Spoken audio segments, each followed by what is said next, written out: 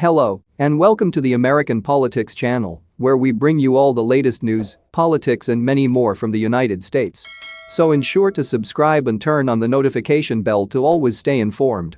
As Donald Trump charts out his midterm elections strategy, his focus has turned to the contest for the Senate, not just in hopes of getting it back under GOP control, but of having more compliant lawmakers there should he become president again. Trump's interest in the chamber stems in part from a lingering aggrievement he had over how his term in office went. Major agenda items were stymied there. And aides say Trump is determined to ensure that, should he end up back in the White House, that doesn't happen again.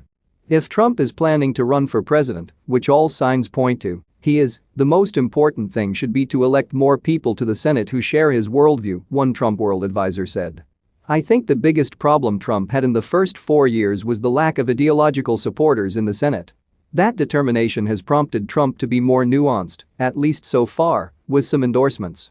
While the 45th president has given his seal of approval to candidates ranging from a local mayor to the autocratic prime minister of Hungary, he has held off on doing so in key Senate races.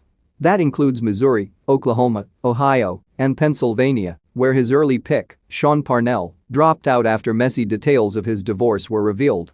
This Saturday, Trump will hold a rally in Florence, Arizona. But he is not expected to make an endorsement of any Senate candidate in that state, according to aides. People close to the former president say Trump isn't being judicious, so much as cautious, having been burned too many times backing candidates that weren't fully vetted or weren't sure things in their primaries. Endorsements may not be forthcoming, but an aggressive midterm election push by the ex-president to boost MAGA candidates and his own supremacy in the party is. Trump plans to hold as many as 2 rallies a month leading up November, with expected visits to states such as Wyoming and Nevada, where he canceled a rally late last year, according to an advisor. Several top Republicans say they anticipate that Trump will look to do some sort of counter-programming to President Joe Biden's State of the Union address this coming March, though a Trump advisor did not expect him to deliver the official Republican rebuttal, which would be at the invitation of congressional leadership.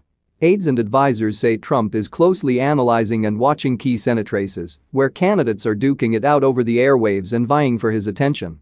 There isn't a grand strategy that dictates how or when he will get involved, they say.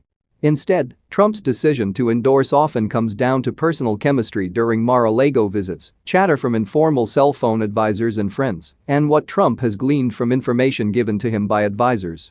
Fundraisers for Republican candidates, where Trump might pop in to say hello, are an important perk for candidates and are held almost nightly at the ex-president's private club in Palm Beach, Florida. Most things are on the table, a different advisor said, with the exception of fundraising mailer fundraising on behalf of a candidate. For Trump, the key element he tries to glean from these gatherings is how loyal the candidate is.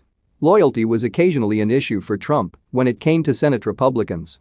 Though he was able to confirm 3 Supreme Court justices and pass his signature tax cuts with slim majorities, other Trump-led initiatives, such as his attempt to repeal and replace Obamacare, end the legislative filibuster or pass emergency funding for his border wall, were stymied by senators in his own party.